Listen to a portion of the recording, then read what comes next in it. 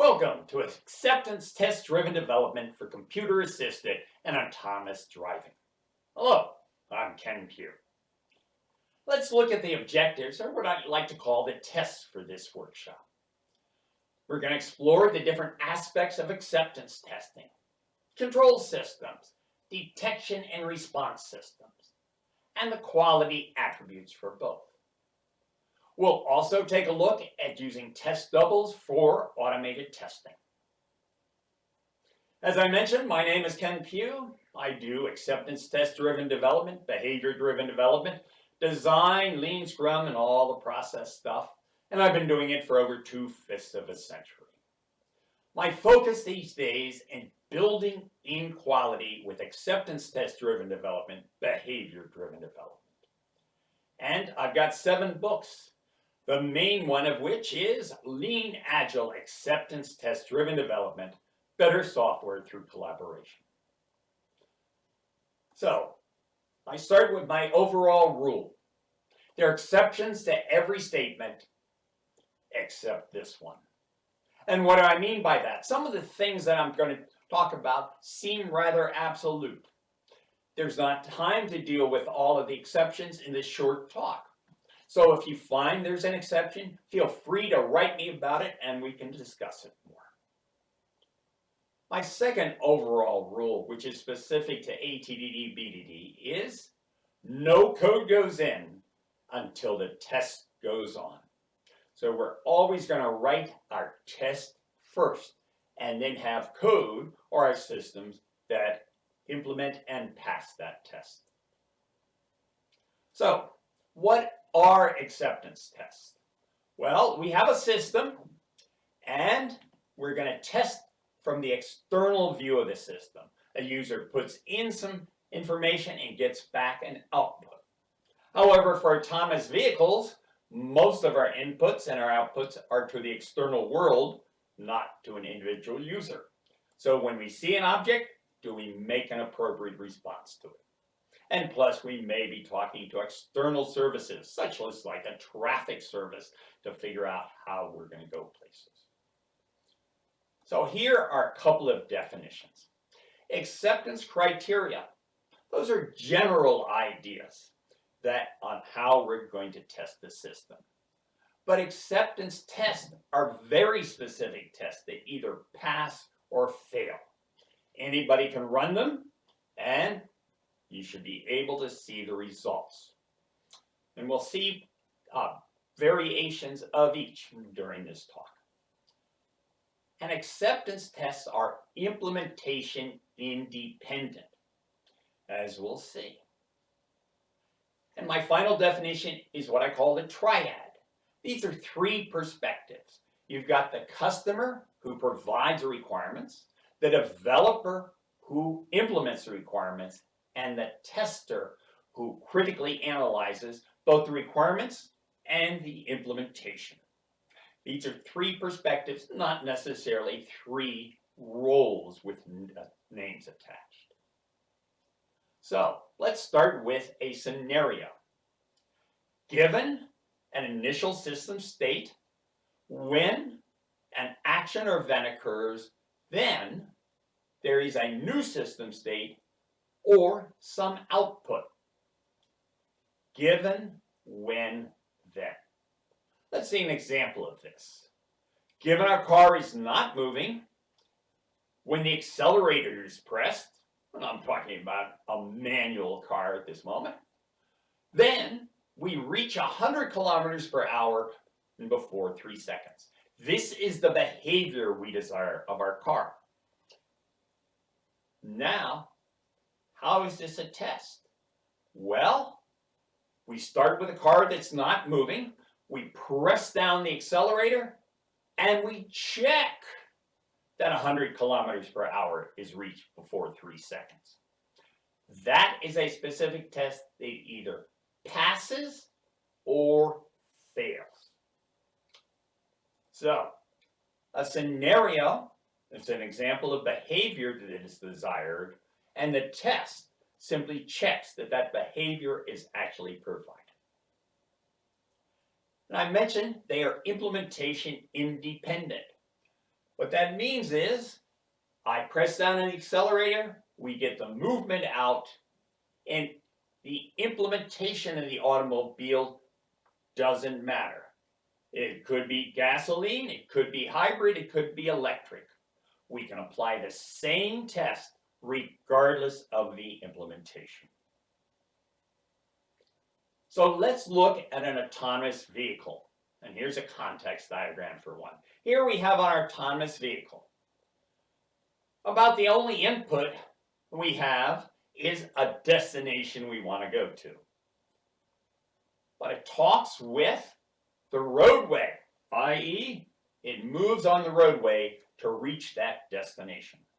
But there are some other external things it talks to, i.e., the objects, cars pulling out of driveways, other vehicles on the road, and so forth, as well as things for traffic control, a stop sign or a traffic light, or that exception, which is a human being actually directing traffic. And we're going to come back to that a bit later. So we have a context diagram that tells us what is our inputs, and some of these objects obviously are inputs, at least their locations, and the basic response. What are our outputs? Where are we turning on the roadway?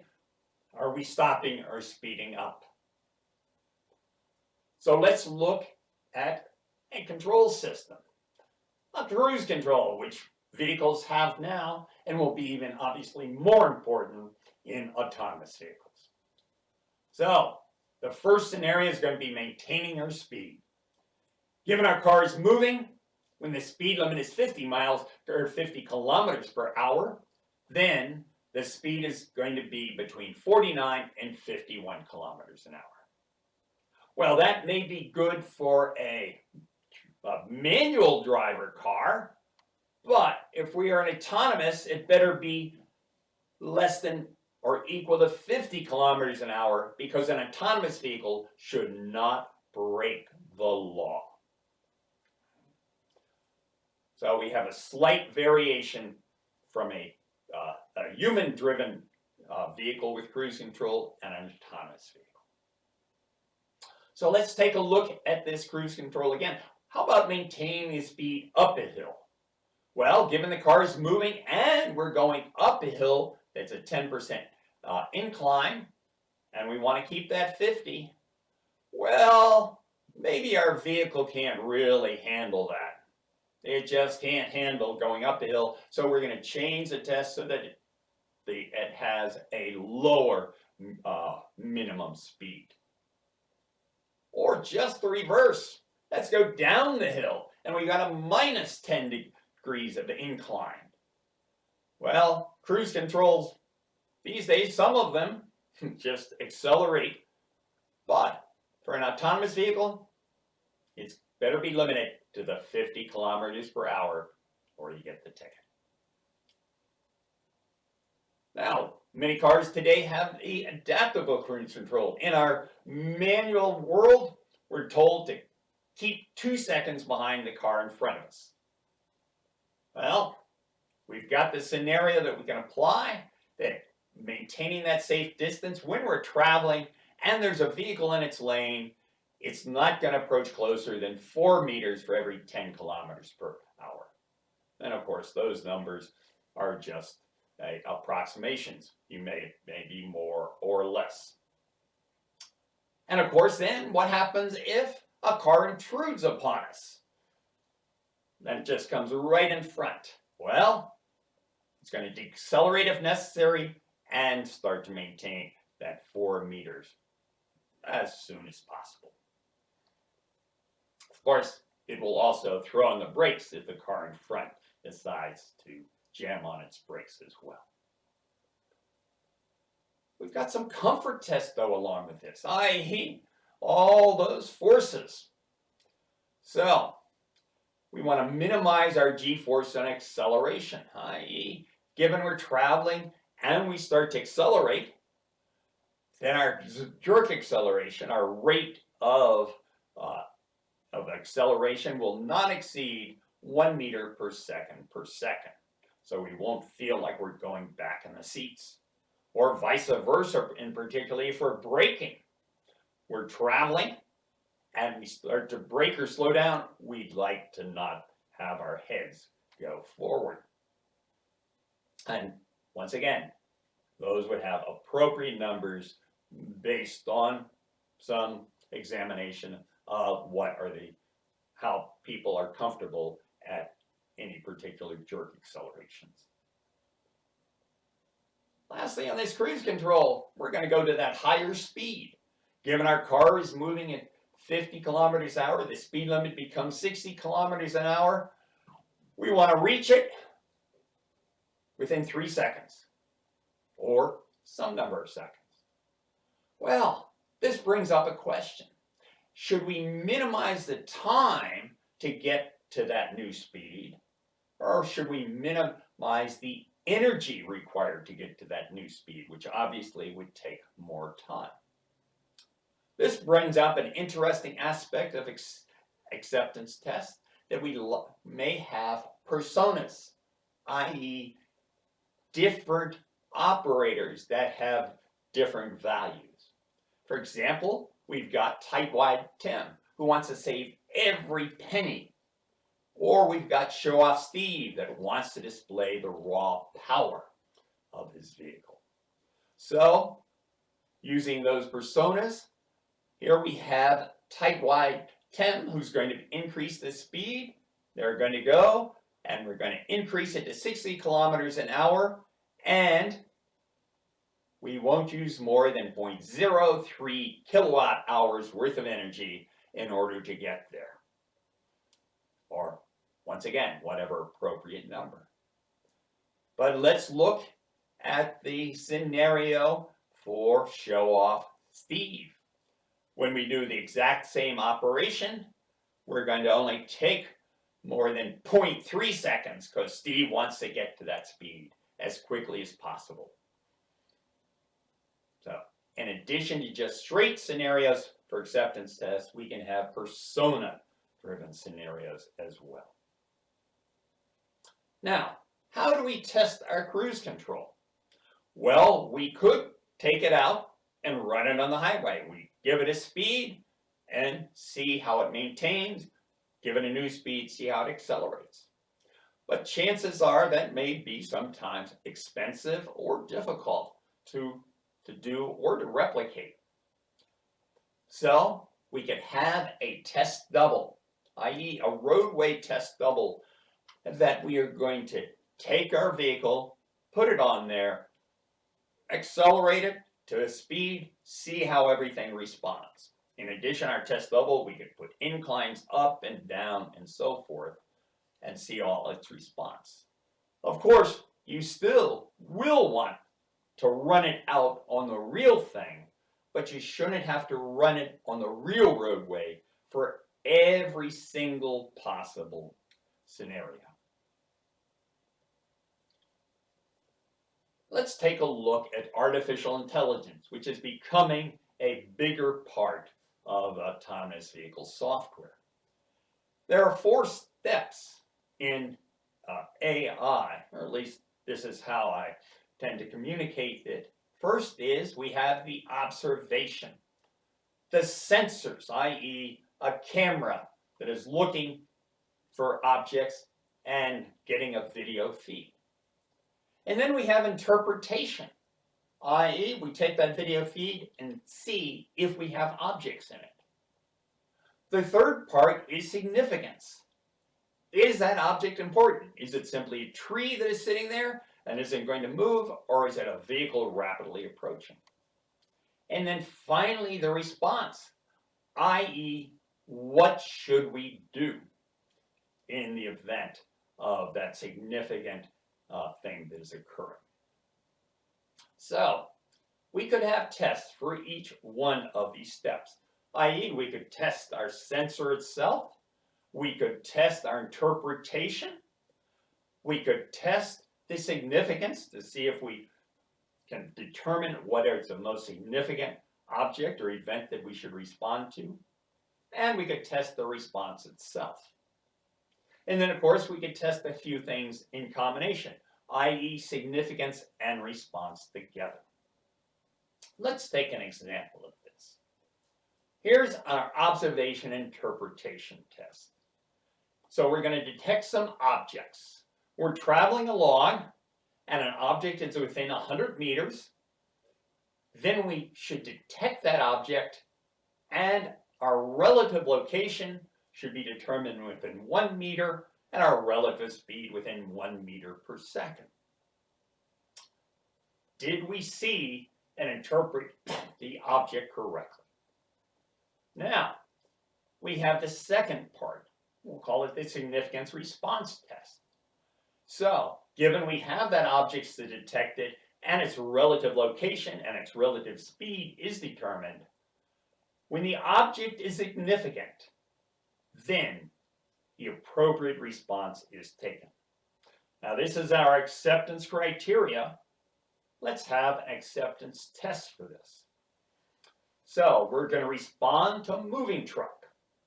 Given our truck is detected, when the relative location is 20 meters and just 3 degrees off a straight ahead, and its relative speed is 10 meters per second,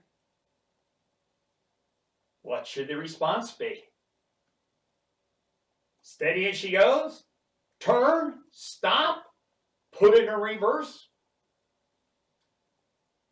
We need to create the test and know what the response is so that then we can test that the vehicle makes that response correctly.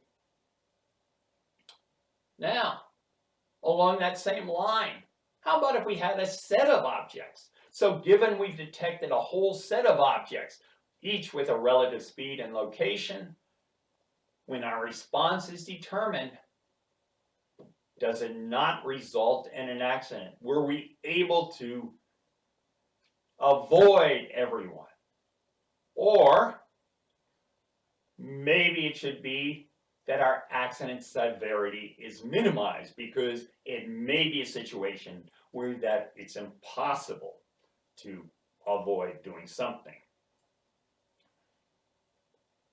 So let's look at test doubles for an AI system. So we've got our steps here: observation, interpretation, significance, and response. And we've got our camera, which is our observer, and we could test the entire system end to end. And how would we do that? Well, we could have an entire set of movie screens all the way around the vehicle. And of course, the camera would look at see something on the movie screen, do an observation, interpretation, and so forth. And we could create hundreds of videos of hundreds of situations and see if the system as a whole was responding properly. That's one way of creating a test double. How about a second way? We've got our same steps here, and we've got our camera, but instead of having a movie screen be the test double, we're going to simply substitute in an observation test double, i.e. something that would output the same results of a camera, the same data, and that would be fed into the interpretation and so forth. And so what we could do is test this much of the system. A little faster to test, we simply need to create a whole library of what would be the outputs from a camera, and that we can feed in, make sure the rest of our system is working. But still, we have a few more tests. I call it the autonomous driver test. And this is success as a human driver, i.e., could you take an autonomous vehicle down to your Department of Motor Vehicles and have it pass the same test that a human being would, which would include things like driving through an intersection, turning left and right, changing lanes, entering a highway, and so forth. Could it pass all those things? Oh, and of course, could it pass other vehicles safely as well? Now, that's one half of what I call let's make sure that it at least works like a human being. But there's a second half. I call it the autonomous driver test of exceptions. And that is these conditions that a human being might pass, we want to make sure that an autonomous vehicle will do as well. So, given an intersection that has a traffic light failure, light's completely out, doesn't know how to proceed. Or similarly, it comes to a four-way stop, and there are impatient human drivers on all the other sides that tend to just pull out, and we'll call it ignore the appropriate protocol for a four-way stop. Will it ever be able to get across? How about following human-directed traffic around an obstacle? Can it determine what it's supposed to do? Now, there are places that are actually doing sensing and detecting what a human being is trying to tell you to do with like stop and go. But how about if that human being is an amateur that simply doesn't know the standardized means of telling somebody to stop or go? That they sort of go, turn left. And finally, entering a highway that's jammed. Here we have a picture of a highway. This happens to be in India, but it looks just like the 128 in Boston. What happens if we have our autonomous vehicle and there is no gap for them to enter? How are they going to be able to do that? Are they going to become obnoxious and just start to creep in? Or are they just going to be waiting there forever? Those are some of the exceptional tests for autonomous vehicles that if they are going to be truly self-driving, they need to pass. But let's take just some roadway exceptions. How about the Trollsteigen? For those who are not familiar with it, this is a roadway in Norway that goes sharply down a steep mountain with buses that like to take up the entire turning or turn lanes and everything. Can it handle that? Could it handle a one-way road here in Scotland where there is a pull-off every mile or so, and the process is you see somebody coming far away, you flip your lights on and you pull in to the side so that it'll let them pass.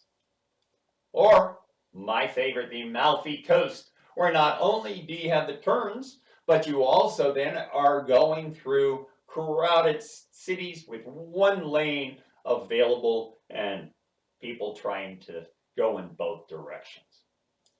Can the autonomous vehicle handle those exceptions? We also have the quality attributes. Sort of referred to these before. Is the vehicle driving in it or riding in it as comfortable as if we had a human driver? So given the autonomous vehicle, when it's driving, is it as comfortable as a human? Maybe not a human that is reckless, but we'll call it a human that you would feel comfortable with. And how about being as safe as a human driver? I.e., given a group of autonomous vehicles, when they've driven 100 million miles, then there should be no more than one death due to accidents that have occurred. Okay? That may seem like a small number, but it turns out in the United States, we have 1.46 deaths per 100 million vehicles. So our autonomous vehicles should be no more deadly than our human vehicles, and preferably a lot more. How about the societal, I'll call it, or political test? For example, no traffic laws are broken. I've sort of made a reference to that before. So given an autonomous vehicle, when it is driving, it will not break any traffic laws. That every traffic law is a condition that has been placed on the vehicle. Or is it going to be a traffic law is broken, give an autonomous vehicle when it breaks a traffic law, then the manufacturer will pay the ticket. Well, who else should do it? If I cannot control the vehicle and my manufacturer controls the vehicle, then they should be paying the tickets. Might take a few dollars out of Elon Musk if all those Teslas in self-driving mode all exceeded the speed limit. So, we have one more societal test, and that is what? The runaway trolley test. The runaway trolley is you've got a trolley that is runaway, you've got a human that has a switch, and they can switch that trolley to go over a whole set of humans, a single human, or to actually take out the person who's doing the switch. The decision is going to be made, and basically when this situation occurs, or equivalent situation where you have a lot of vehicles around you and you cannot avoid having to hit one, was the right response made? That is a societal decision as to what is that right response. So we've got acceptance tests not just from the customer, but from society as well, since our autonomous vehicle operates in a bigger society. So just to summarize here, we've talked about acceptance tests for control systems like the cruise control, for artificial intelligence, i.e. driving, being able to see objects and respond to them, for those quality attributes, and ended up with some societal or political tests. Finally, for autonomous vehicles, we want to make sure that we come up with all those tests for the exceptions so that it truly can drive everywhere. Or if we can't have the vehicle handle the exceptions, figure out a way that they can be handled. So thank you very much. As I mentioned, I'm Ken Pugh. You can contact me at ken@kenpugh.com. And if you're interested in more information about ATDD, I've got a workshop, Lean Agile Acceptance Test Driven Development, Better Software Through Collaboration. It's an immersive workshop where we take your stories and create your acceptance tests for your stories, not just some sample thing. So thank you, and have a good conference.